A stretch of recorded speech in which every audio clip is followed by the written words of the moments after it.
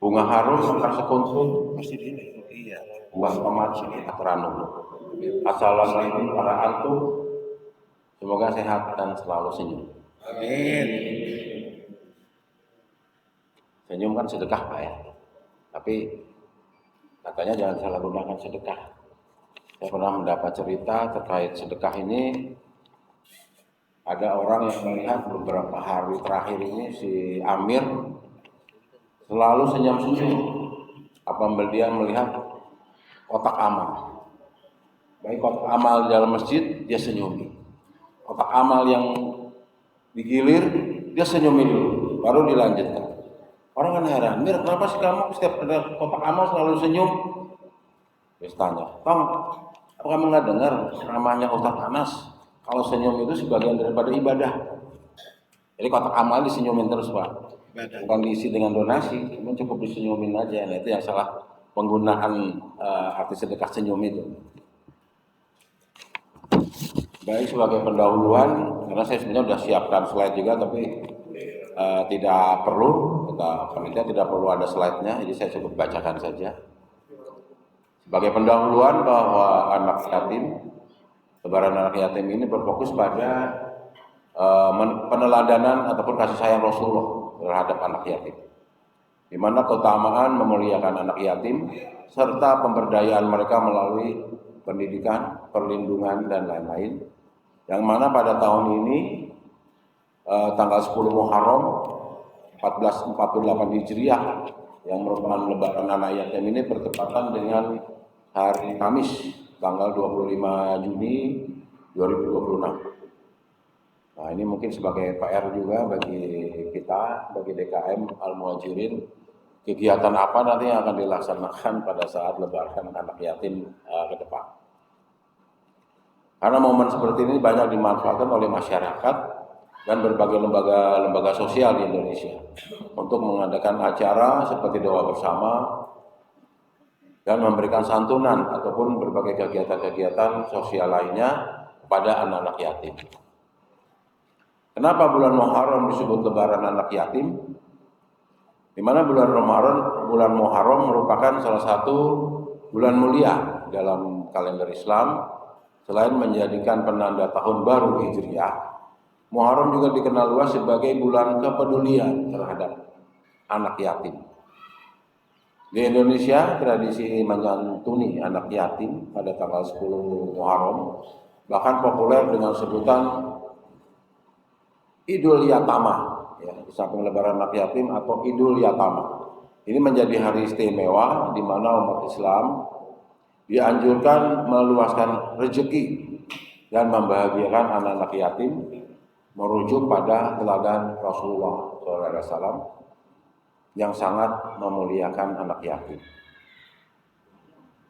Momentum 10 Muharram dimanfaatkan untuk menggelar berbagai kegiatan sosial yang ditujukan bagi anak-anak yatim, di mana kegiatan tersebut banyak dilakukan oleh masyarakat, kemudian juga lembaga-lembaga sosial, masjid, hingga organisasi kemasyarakatan sebagai bentuk kepedulian dan berbagi kebahagiaan. Tradisi ini telah berlangsung selama bertahun-tahun di berbagai daerah. Selain sebagai bentuk kepedulian sosial, peringatan lebaran anak yatim juga menjadi sarana untuk menumbuhkan semangat berbagi, empati, dan solidaritas di tengah masyarakat. Apa saja sih yang dilakukan saat lebaran anak yatim? Dalam peringatannya, masyarakat biasanya menggelar berbagai kegiatan sosial yang ditujukan bagi anak-anak yatim. Tradisi yang paling umum adalah pemberian santunan berupa uang, kebutuhan pokok, perlengkapan sekolah, maupun bingkisan lainnya.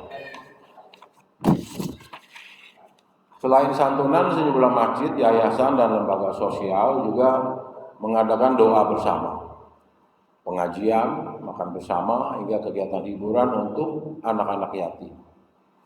Kegiatan tersebut bertujuan memberikan kebahagiaan sekaligus mempererat hubungan sosial di lingkungan masyarakat. Lalu mengapa para ulama menyebutnya sebagai lebaran?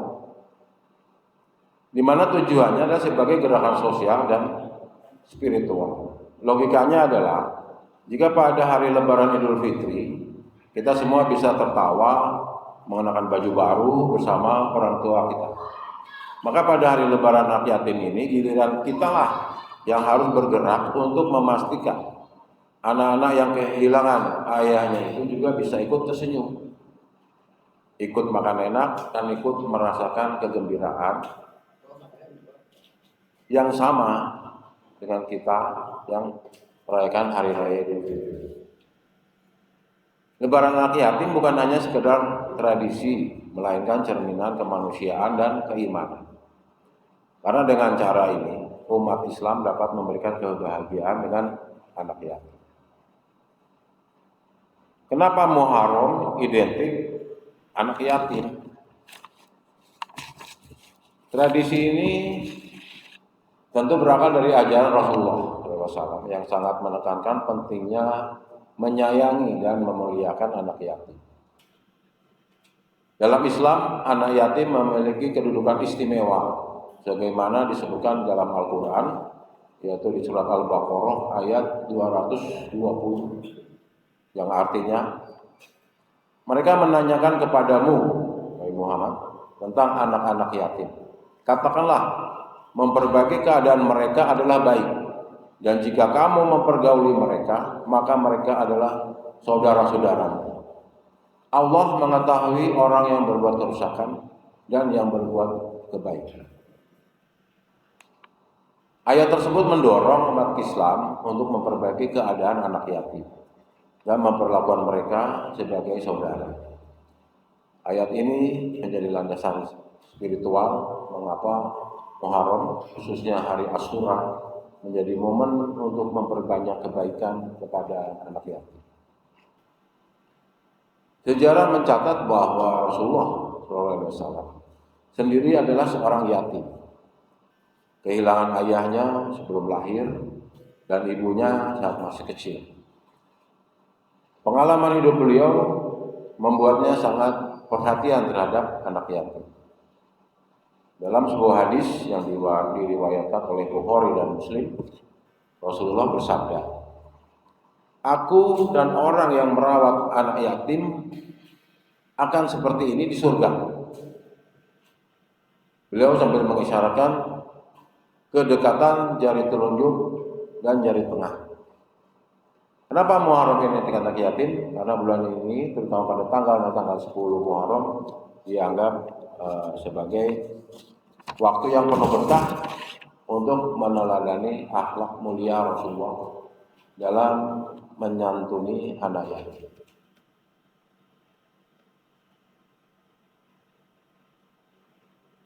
Memang ketiadaan dalil sahih ya terhadap terkait lebaran anak yatim.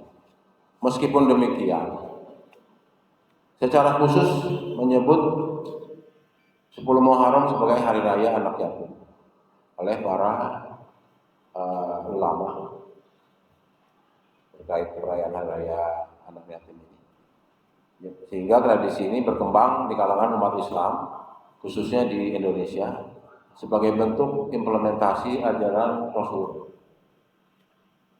Dalam kitab Tanbihul Ghafilin karya Abu Lais As-Samarqandi disebutkan bahwa mengusap kepala anak yatim pada hari Asyura dapat mendatangkan pahala besar. Hadis ini meskipun dianggap dhaif oleh sebagian ulama, tapi menjadi motivasi bagi umat Islam untuk memperbanyak kasih sayang kepada anak yatim di bulan Asyura.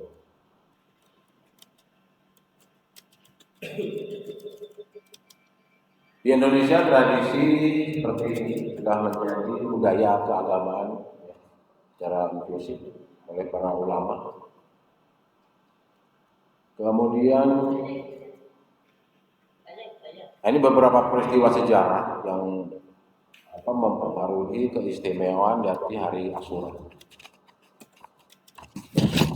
Tradisi ini juga dipengaruhi oleh peristiwa-peristiwa sejarah yang terjadi pada tanggal 10 Muharram, seperti penyelamatan Nabi Musa dari jalan Fir'aun dan penerimaan Taurat Nabi Adam terjadi pada tanggal 10 Muharram. Peristiwa-peristiwa ini menambah keistimewaan dari hari Asyura, sehingga umat Islam termotivasi untuk memperbanyak amalan soleh, termasuk menyantuni anak yatim.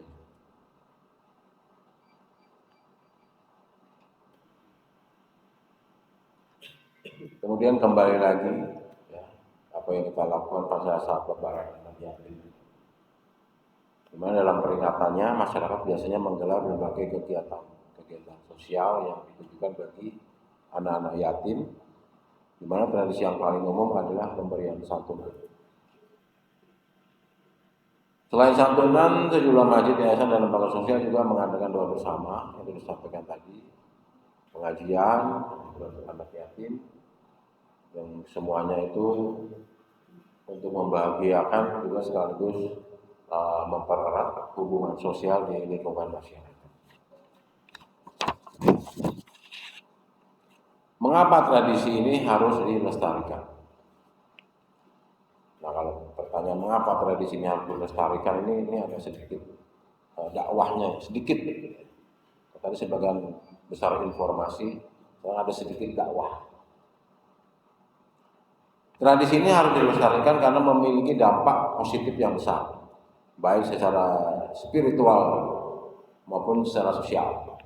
Menyantuni anak yatim adalah investasi amal yang dijanjikan pahala besar oleh Allah SWT. Sebagaimana disebutkan dalam hadis Bukhari bahwa orang yang merawat anak yatim akan dekat dengan Rasulullah di surga.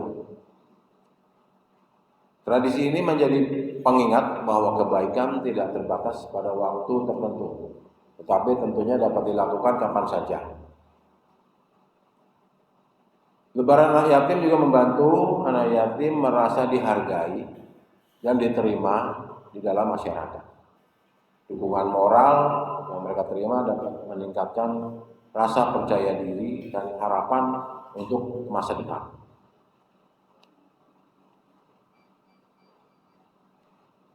Momen ini menjadi sarana untuk memberikan kebahagiaan kepada mereka yang kehilangan orang tua, sekaligus memperkuat iman. Tradisi ini juga memiliki nilai pendidikan yang penting dengan melibatkan masyarakat, terutama generasi muda, dalam kegiatan santunan. Nilai-nilai keislaman seperti empati dan kepedulian dapat ditanamkan sejak dini.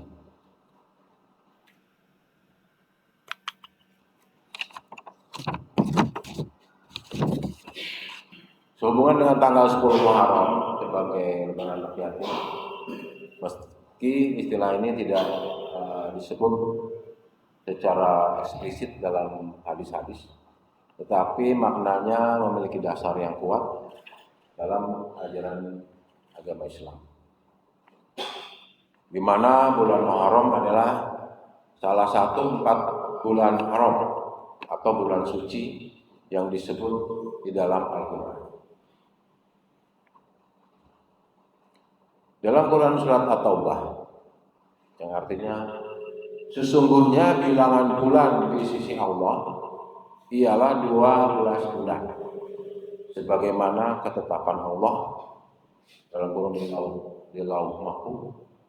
Pada waktu Dia menciptakan langit dan bumi, di antaranya ada 4 bulan haram. Itulah ketetapan agama yang lurus.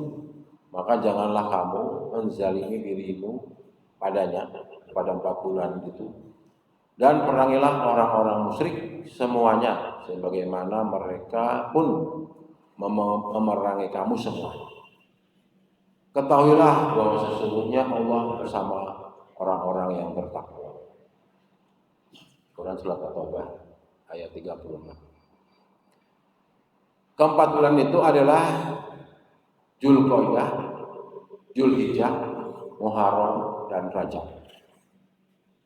Dalam bulan-bulan haram ini, pahala amal kebaikan dilipat gandakan, Begitu pula dosa akan lebih besar timbangannya jika dilakukan. Kemudian Rasulullah SAW juga bersabda yang diriwayatkan oleh Abu Hurairah radhiyallahu anhu, dia berkata, puasa yang paling utama setelah Ramadan adalah puasa pada bulan Muharram. Dan sholat yang paling utama setelah sholat fardu adalah sholat malam. Air Muslim. Bagaimana puasa di bulan ini yang mana sangat utama, maka amal-amal kebaikan lainnya seperti bersedekah, menyantuni fakir miskin dan terutama anak yatim juga sangat dianjurkan dan berpahala besar. Anak yatim adalah anak yang telah kehilangan ayah sebelum balik. Kalau kita kan enggak, Pak ya. Kita bicara udah banyak kehilangan bapak ibu juga. Tapi kita bukan anak yatim. Kita aki-aki yatim. Dalam Islam, anak yatim ini mereka memiliki kedudukan yang sangat mulia dan diperintahkan untuk disantuni, diperhatikan dan disayangi. Kembali Allah Subhanahu wa Ta'ala berfirman yang artinya, dan mereka memberikan makanan yang disukainya kepada orang miskin, anak yatim dan kawanan. Insan Islam. Perintah menyantuni anak yatim bukan hanya sekedar membantu secara materi, tetapi juga memberikan kasih sayang, perhatian, dan penjagaan terhadap hak-haknya. Jika Rasulullah sangat memperhatikan anak yatim karena beliau sendiri adalah seorang yatim. Ada hadis lainnya dari Sa'ad bin Sa'ad radhiyallahu anhu berkata, Rasulullah SAW bersabda, saya dan orang yang memelihara anak yatim itu dalam surga seperti ini, sampai tadi. Kedua jari, telunjuk dan jari tengah. Begitu dekat. Subhanallah. Orang yang menyantuni anak yatim akan menjadi tetangga Rasulullah di surga. Menyantuni anak yatim bukan hanya amalan yang berpahala besar, tetapi juga menjadi sumber keberkahan hidup di dunia dan di akhirat. Bapak Ibu yang berbahagia, selain itu menyantuni anak yatim akan memberikan beberapa keberkahan dalam hidup kita, seperti keberkahan rezeki, harta yang dikeluarkan dengan anak yatim akan diganti dan diberkahi oleh Allah. Keberkahan rumah tangga. Keluarga yang terbiasa menyayangi anak yatim akan dipenuhi ketenangan dan kasih sayang dan keberkahan hati. Menyantuni anak yatim dapat melembutkan hati yang keras. Sebagaimana Rasulullah bersabda, ketika ada seorang sahabat yang mengeluhkan kerasnya hati, maka diperintah untuk bersedekah kepada anak yatim. Ini dalam kitab Majma' Jawaid menjelaskan, artinya diriwayatkan dari Abi Hurairah. Sesungguhnya seseorang melaporkan kekerasan hatinya kepada Nabi Muhammad. Lalu Nabi berpesan, usaplah kepala yatim dan berilah makanan orang miskin. Ahmad dan para perawinya. Ya mau dikatakan apa ya, Ustaz? Di bulan Muharram ini kita juga harus menghidupkan semangat kepedulian dan kasih sayang terhadap mereka. Jadikan bulan ini bukan hanya sebagai permulaan tahun baru saja, tapi juga permulaan amal kebaikan yang berkelanjutan. Ingatlah bahwa dalam setiap rezeki kita ada hak anak yatim. Dalam setiap kebahagiaan kita ada bagian untuk mereka. Jangan biarkan anak yatim menangis di saat kita tertawa. Jangan biarkan mereka lapar di saat kita kenyang. Allah berfirman yang artinya, terhadap anak yatim jangan engkau berlaku sewenang-wenang. Quran surat 1 ayat 9. Ini kalau pada zaman jahiliyah itu biasanya kalau orang tua meninggal, anaknya masih kecil, itu hartanya dikuasai oleh orang yang besar, oleh orang-orang dewasa warisannya, sehingga anak-anak yang masih kecil itu terbengkalai. Itu sejarah apa ini keluar bahwa zaman jahiliyah itu seperti itu. Masih anak-anak yatim, anak yang ditinggal oleh orang tuanya. Di setiap harta milik bapaknya yang dikuasai oleh orang-orang dewasa.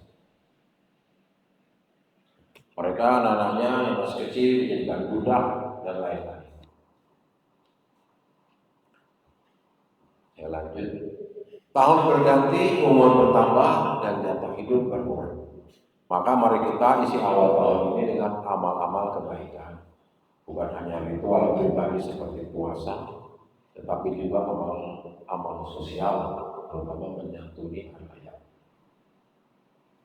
Jika kita awali tahun ini dengan membantu sesama, terutama mereka yang paling lemah dan tak berdaya, maka insya Allah akan memberkahi seluruh perjalanan hidup kita sepanjang tahun. Mari kita jadikan bulan Muharram sebagai momentum untuk memperkuat kepedulian terhadap anak-anak yatim. Jadikan mereka bagian dari perhatian kita, doa kita, dan rezeki kita.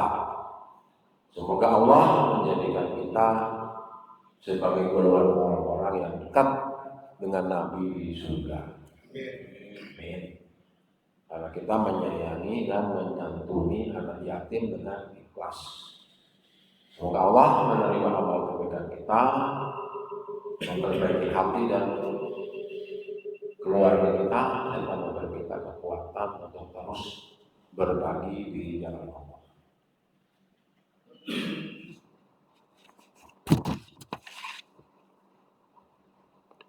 Masih berapa menit lagi? 2 jam lagi, Pak. 2 jam lagi. Silakan Bu.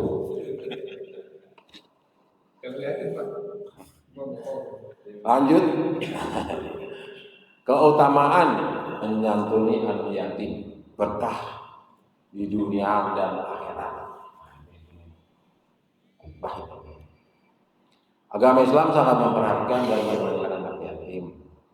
Bukan hanya tadi sudah dijelaskan dalam Al-Quran, tapi keutamaan menyantuni anak yatim juga disebut di dalam hadis. Yang mana salah satu hadisnya beberapa keutamaan menyantuni anak yatim dalam ajaran Islam. Yang pertama adalah dengan Rasulullah di surga.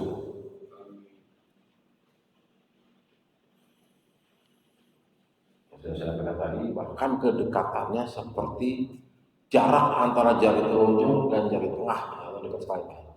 Cuma di sini agak direnggang dikit, agak merenggang keduanya. Jadi bagi ini agak merenggang. Yang kedua, mendapat jaminan masuk surga. Ada salah satu keutamaan yang didapat ketika seseorang dapat menyantuni anak yatim, yaitu akan mendapat jaminan surga. Seperti penjelasan dalam sebuah hadis, orang-orang yang memelihara anak yatim di antara umat muslimin, memberikan mereka makan dan minum, pasti Allah memasukkannya ke dalam surga. Kecuali ia melakukan dosa yang tidak bisa diampuni. Hadis riwayat Tirmidzi dari Abu Abbas. Ketiga, terhindar dari siksa di hari kiamat. Seseorang yang mampu menyantuni dan menyayangi anak yatim maka akan mendapat keutamaan, yaitu Allah SWT tidak akan menyiksanya pada hari akhir. Sebagaimana disebutkan dalam hadis yang artinya, demi yang mengutusku dengan hak, Allah tidak akan menyiksa pada hari kiamat nanti orang yang menyayangi anak yatim. Lemah lembut pembicaraan dengannya serta menyayangi keyatiman serta kelemahannya. Hadis riwayat Tabrani dari Abu Hurairah. Kemudian yang keempat, amal yang tidak terputus. Dalam ajaran Islam terdapat 3 amal yang tidak terputus. Yang salah satunya orang yang menyantuni dan merawat anak yatim. Seperti yang dijelaskan dalam sebuah hadis, jika manusia mati atau terputus amalnya kecuali 3 perkara: sedekah jariah, ilmu yang bermanfaat, serta anak soleh yang selalu mendoakannya. Itu maksud sedekah jariah. Kemudian pesan moral dan hikmah dari kasih sayang Rasulullah. Dari sikap Rasulullah kita belajar bahwa rasa sayang itu bukan kelemahan. Justru sebaliknya, kasih sayang adalah kekuatan yang bisa membawa perubahan di tengah masyarakat. Rasulullah mengajarkan bahwa mencintai dan peduli kepada orang yang lemah seperti anak-anak yatim adalah bagian dari iman. Ketika seseorang mengusap kepala anak yatim dengan penuh kasih, bukan hanya anak itu yang merasa tenang dan bahagia, tapi hati orang yang menyayanginya pun akan dibuat tenang dan lembut oleh Allah SWT. Silakan dipraktekkan lagi. Kemudian berikutnya yang ke-12, mengamalkan kasih sayang kepada anak yatim dalam kehidupan sehari-hari. Memang tidak semua orang punya kesempatan atau kemampuan untuk mengasuh anak yatim di rumah. Namun setiap dari kita bisa tetap menebar kasih sayang dan perhatian kepada mereka dengan menyapa, menghibur, membantu, atau sekadar meluangkan waktu untuk mendengarkan cerita mereka. Sudah menjadi bentuk kasih yang sangat berarti, ya, hal seperti itu. Dengan begitu, anak yatim merasa dihargai, diakui, dan tidak merasa sendirian.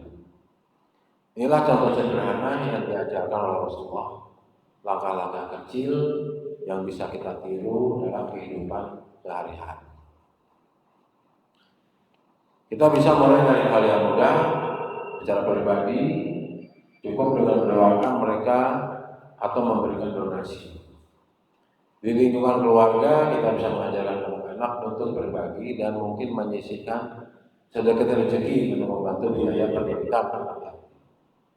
Masyarakat bisa menciptakan lingkungan yang ramah dan aman bagi mereka, mulai dari sekolah yang peduli hingga masjid yang terbuka dan menyapa. Kepedulian ini bukan hanya sekedar wacana atau ajakan semata, tetapi bisa tumbuh menjadi budaya yang hidup di tengah masyarakat. Hari ini kita sama-sama berupaya berusaha mengimplementasikan ke depan terkait lebaran anak yatim. Ya, tidak lama. Sekarang itu, Bapak-bapak yang saya hormati, karena waktu sudah menuju ajan. Nggak apa-apa terus.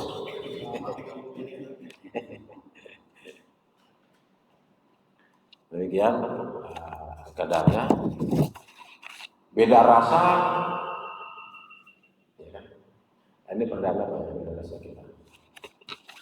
Kemudian saya akhiri, tetangga baru namanya Maman, punya anak namanya Dadan. Mohon maaf jika ada kekurangan, jika ada lebih tidak usah dikatakan. Demikian, billahi taufiq wal hidayah. Wassalamualaikum warahmatullahi wabarakatuh. Waalaikumsalam.